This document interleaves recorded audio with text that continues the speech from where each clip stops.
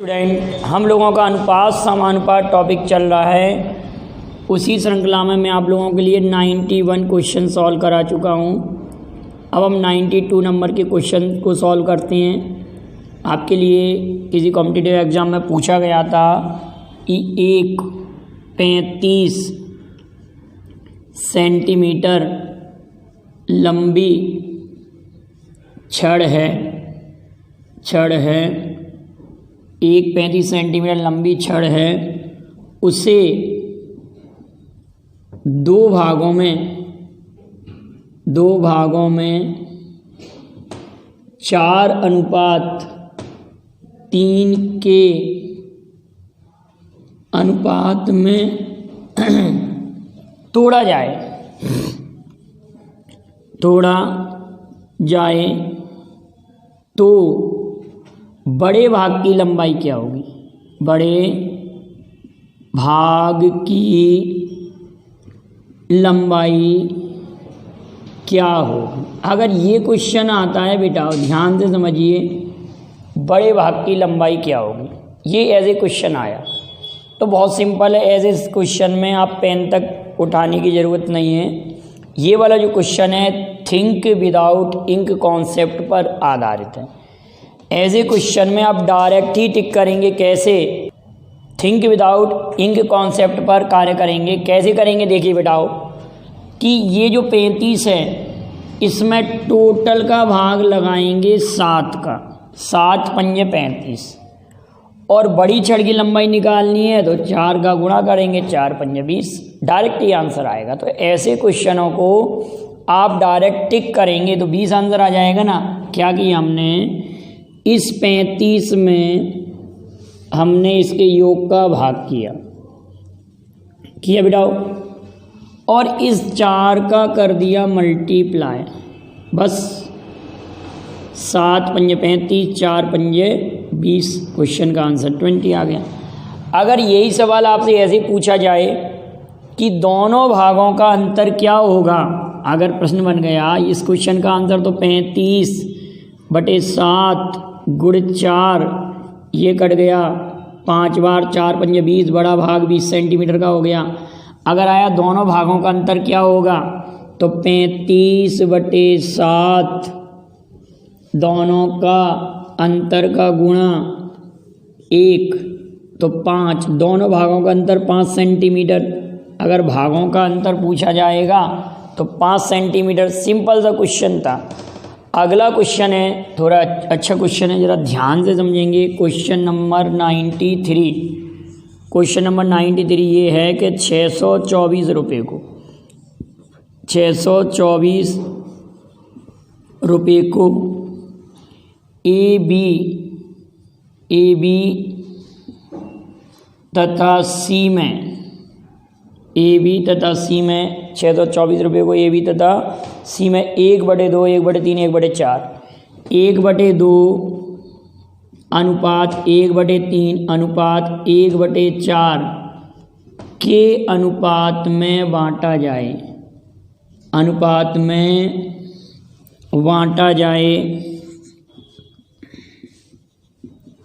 जाए तो सी का भाग क्या होगा? सी का भाग क्या होगा? ये क्वेश्चन आपसे पूछा जा रहा है, ठीक है ना बेटा। क्या क्वेश्चन पूछा जा रहा है कि 624 रुपये को ए बी सी में बांटना 1/2, 1/3, 1/4। आप सीधा ये सोचें कि इसका हम विलोमानुपाती ज्ञात करने, इस राशि का क्या ज्ञात कर लें बेटा? तो विलोमानुपाती ज्ञात करें। 1/2, 1/3, 1/4 का विलोमानुपाती कैसे आ जाएगा? आप इनका लेंगे एलसीएम। एलसीएम आ रहा है 12 एलसीएम आ रहा है आप लोगों का। तो 12/2 तो 6, 12/4 तो 3, और 12/3 तो 4, और 12/4 तो 3। ये रेशो बन रहा है बेटा, 6:4:3 रेशो बन रहा है। और बांटना है हमको 624 रुपये को। कितने रुपये को बेटा? 624 रुपये को बांटना है, ठीक। 624 रुपये को हमको इस रेशो में डिवाइड करना है। तो इस रेशो में डिवाइड करने के लिए हम इनके सम का पहाड़ा पढ़ेंगे, योग का पहाड़ा पढ़ेंगे। कितने का पहाड़ा पढ़ेंगे बेटा? योग का पहाड़ा पढ़ेंगे, इनके योग का। तो इनका योग कितना हो रहा है? 13 का। हिस्सा निकालना है हमको सी का, तो 3 का मल्टीप्लाई कर देंगे, तो 13 चौक 52 बचा 10, 13 अट्ठे 104 और इसका 48 गुणे 3 का मल्टीप्लाई करेंगे तो 144 144 रुपये आ जाएगा। तो 624 रुपये को ए बी तथा सी में 1/2 1/3 1/4 के अनुपात में अगर बांटना है तो सी का भाग क्या आ जाएगा? 144 रुपये। क्लियर है बेटाओ? अगला क्वेश्चन लेते हैं, क्वेश्चन नंबर 95 94 93 तक क्वेश्चन कंप्लीट हो गए। क्वेश्चन नंबर 94 नेक्स्ट क्वेश्चन हमारे पास है, थोड़ा सा हटके क्वेश्चन है, आप जरा ध्यान से समझिएगा। क्वेश्चन क्या कह रहा है कि 117 रुपये को क्वेश्चन है 117 रुपये को ए बी तथा सी में, ए बी तथा सी में 1/2 1/3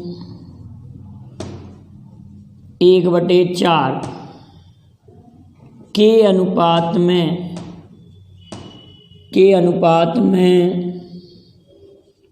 बांटा गया है, के अनुपात में बांटा गया, के अनुपात में बांटने की अपेक्षा, के अनुपात में बांटने की अपेक्षा, के अनुपात में बांटने की अपेक्षा उसे 2:3:4 के अनुपात में बांटा गया 2:3:4 के अनुपात में बांटा गया। तो किसको लाभ होगा और कितना? तो किसको लाभ होगा, किसको लाभ होगा और कितना, किसको लाभ होगा और कितना, ये क्वेश्चन आपसे पूछा जा रहा है। 117 रुपये को बांटना है ए बी सी में 1/2 1/3 1/4 के अनुपात में, और इसमें बांटने की अपेक्षा उनको 2:3:4 के अनुपात में बांटा गया है। ठीक है बेटा? तो इसमें किसको लाभ होगा और कितना लाभ होगा, ये क्वेश्चन आपसे कह रहे हैं। तो आप जरा इस क्वेश्चन को सोचिए, थोड़ा सा ठंडे दिमाग से सोचिए, इस क्वेश्चन को हम कैसे सॉल्व करेंगे। देखिए बहुत ईजी है, सोचने पर डिपेंड करेगा कि कैसे किया जाए। आप लोग अगर मैं कभी इस सवाल को बांटने को देता इस अनुपात में, तो हो सकता है आप 2 3 4 में ही बांट देते। तो 2 3 4 में बांटने पर तो गलती हो रही है ना, 2:3:4 में अगर बांट दिया है किसी ने इस 117 रुपये को, तो गलती कर दी, पक्का डेफिनेट गलती हो गई उस व्यक्ति से। बांटना था 117 रुपये को, डिवाइड करना था हमको 1/2 1/3 और 1/4 के अनुपात में हमको बांटना था, लेकिन उसने गलती कर दी इस अनुपात में बांटकर। तो अगर इस अनुपात में डिवाइड करता है 117 रुपये को, तो इसका विलोमानुपाती निकालने का तरीका मैं पहले ही पढ़ा चुका हूँ आप लोगों को कि इसका विलोमानुपाती कैसे निकलेगा। तो आप कहेंगे सर 2 3 4 का एलसीएम लीजिए 12/2 तो 6, 12/3 तो 4, 12/4 तो 3। हमको बांटना था इस रेशो में, बढ़ गया इस रेशो में, तो स्पष्ट दिख रहा है कि ये 3 के प्लेस पर यहाँ हो रहा है 4, तो पक्का इस 3 वाले को हो रहा है फ़ायदा, इसको हो रहा है फ़ायदा। तो हम पहले ये देख लें कि 3 वाले को पुरानी डिस्ट्रीब्यूशन में कितने रुपए मिल रहे हैं। तो हम 117/13, इनका योग 13 हो रहा है, गुणे 3, 13 9 117 तो 9 तिया 27, 13 9 117 तो 9 तिया 27। अब हमको 117 रुपये को इस रेशो में बांटना, 4 धन 3 धन 2, तो ये हो रहा है 9 और गुणे 4, 9 से कटेगा 13 बार, 13 चौक 52। आपको स्पष्ट दिख गया कि फ़ायदा हो रहा है सी को।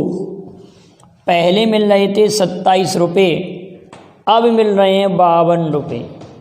तो 27 के प्लेस पर अगर किसी को 52 रुपये मिल रहे हैं तो कितने रुपए का फ़ायदा हो रहा है? सी को बेनिफिट हो रहा है और 25 रुपये का फ़ायदा हो रहा है, क्योंकि ये 25 रुपये ज़्यादा है। तो हमारी क्वेश्चन का आंसर होगा सी को लाभ होगा और 25 रुपये का होगा। किसको लाभ होगा? सी को लाभ होगा और 25 रुपये का होगा। पेपर में ऑप्शन में भी ध्यान दीजिएगा कि ऑप्शन में सी किस ऑप्शन पर लिखा है, नहीं तो जल्दी जल्दी में आप सी ऑप्शन पर ही लगा दें। हो सकता है पेपर में ऑप्शन में ऐसे लिखा हो कि ए को लाभ होगा 25 रुपये का, अगला ऑप्शन लिखा हो सी को लाभ होगा 25 रुपये का, अगला सी ऑप्शन पर लिखा हो बी को लाभ होगा 25 रुपये का, अगला ऑप्शन हो इनमें से कोई नहीं, स्पष्ट नहीं कह सकते। तो यहाँ पर स्पष्ट है कि हमारा ऑप्शन बी सही है। ये देखना पड़ेगा पेपर में कि किस ऑप्शन पे ये लिखा है। क्लियर है बेटा? तो क्वेश्चन नंबर 95 करते हैं। काफ़ी अच्छे लेवल का क्वेश्चन था, क्यों अनुपात में काफ़ी कुछ क्वेश्चन आने हैं बेटा, अभी बहुत क्वेश्चन बकाया है, काफ़ी वीडियो बनेंगे। क्वेश्चन नंबर 95 मैं कोशिश करूँगा कि आपको बहुत अच्छे स्टैंडर्ड के क्वेश्चन कराए जाएं।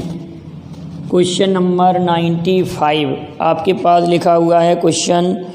प्रश्न कुछ इस प्रकार से है। क्वेश्चन ये कह रहा है कि 2030 रुपये को 2030 रुपये को 30 रुपये को ए बी तथा सी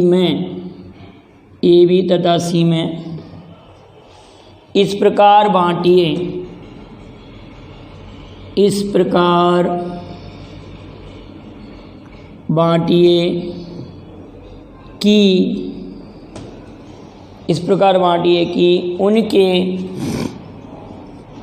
कि उनके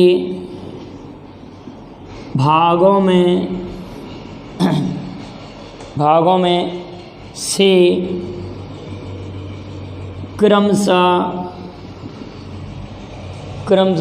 15 रुपये, 10 रुपये और 5 रुपये, क्रमशः 15 रुपये, 10 रुपये व 5 रुपये कम करने पर उनमें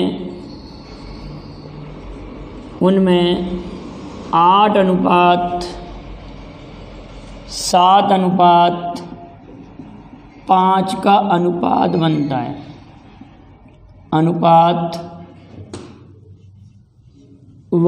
है।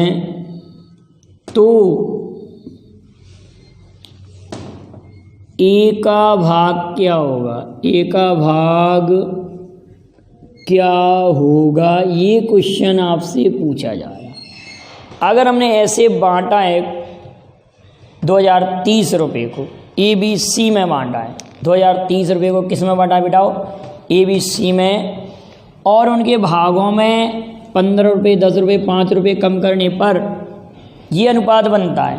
तो आप ये कहेंगे सर 15 रुपये, 10 रुपये, 5 रुपये कम कर लें हम, 15, 10 और 5 30 हो रहा है, तो 2030 में से 30 कम कर लेंगे तो हमारे पास 2000 रुपये बचेंगे। अब ये 2000 रुपये को 8:7:5 के रेशो में बांटेंगे तो 2000 में हम भाग करेंगे इनके योग का। योग हो रहा है हमारे पास, देखिए 8 और 7, 7 और 14 15 20 हो रहा है, तो 20 का पाड़ा। इस 8 का गुणा करेंगे तो ये और ये कैंसिल, ये कट गया, ये 100, तो 800 रुपये हो रहा था ये का भाग। लेकिन 15 रुपये हमने कम किए तो 15 दोबारा से ऐड करना पड़ेगा, तो ए का भाग 815 रुपये हो गया। क्लियर समझ में आया कि नहीं आप लोगों को? क्लियर समझ में आया आप लोगों को? क्लियर है कि नहीं ये वाला क्वेश्चन? नेक्स्ट क्वेश्चन लेते हैं हम लोग। 95 क्वेश्चन आप लोगों को क्लियर हुआ। अब क्वेश्चन नंबर 96 लेते हैं, और काफ़ी अच्छा क्वेश्चन है 96 क्वेश्चन। तो इसमें आपको क्लियर हो गया कि 815 रुपये होंगे। क्वेश्चन नंबर 96 क्या कह रहा है कि एक ट्रक में क्वेश्चन कुछ इस प्रकार से, आमों की 1530 टोकरियां 3 ट्रकों में रखी गई हैं। आमों की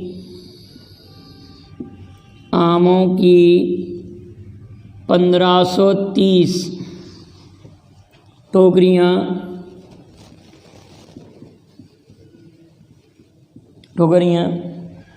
3 ट्रकों में रखी गई हैं। 3 ट्रकों में रखी गई हैं। जब उन्हें उतारा गया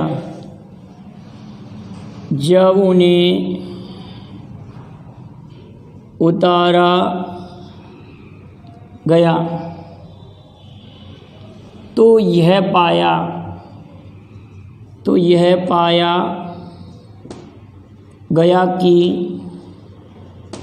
पाया गया कि ट्रक में क्रमशः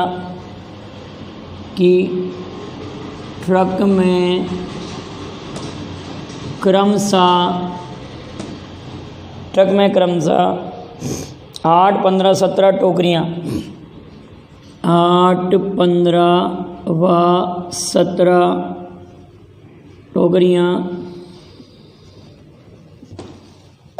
सड़ी हुई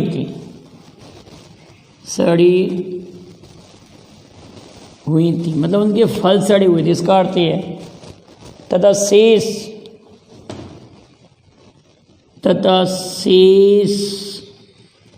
का अनुपात 6:4:5 था। तो प्रारंभ में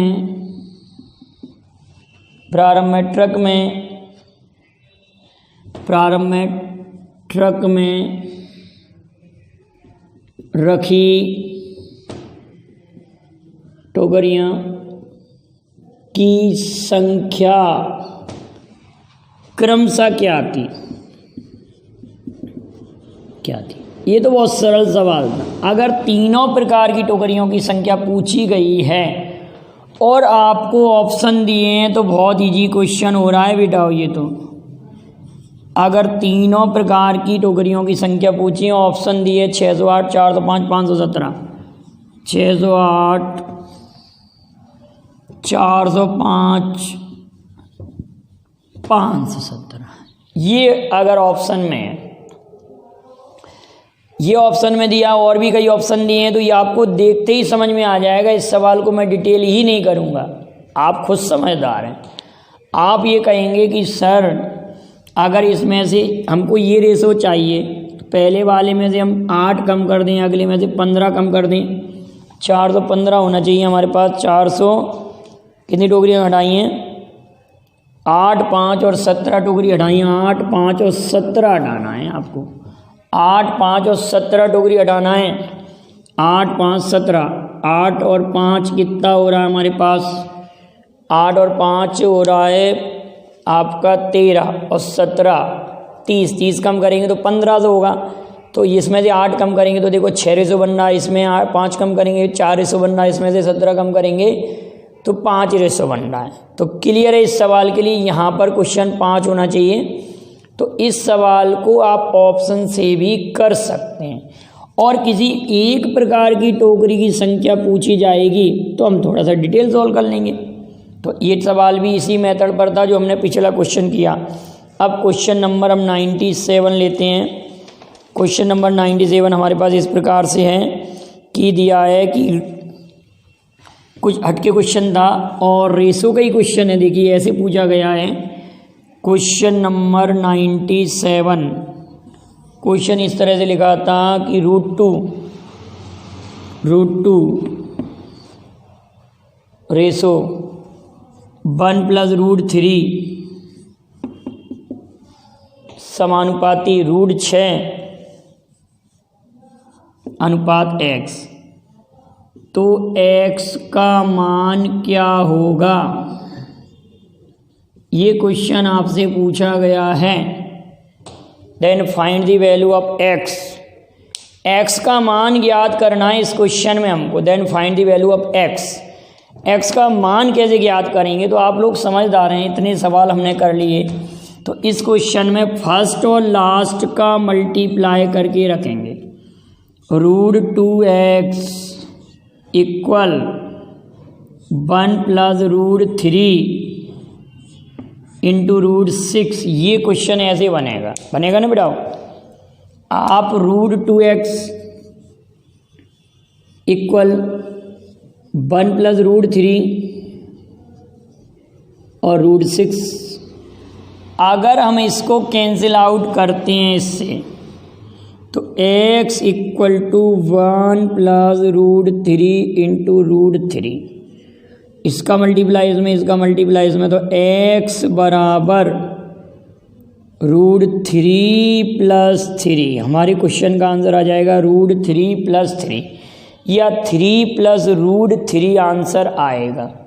क्वेश्चन नंबर 97 क्लियर हुआ आप लोगों के लिए। अब क्वेश्चन नंबर 98 लेते हैं।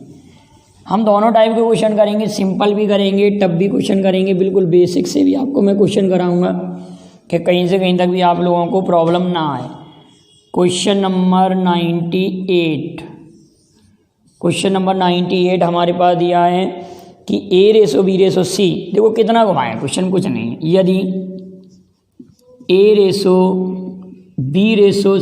इक्वल दिया है 1/√3/2,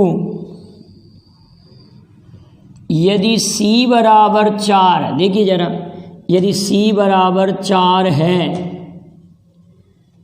तो c बराबर 4 है तो b का मान क्या होगा? b का मान क्या होगा?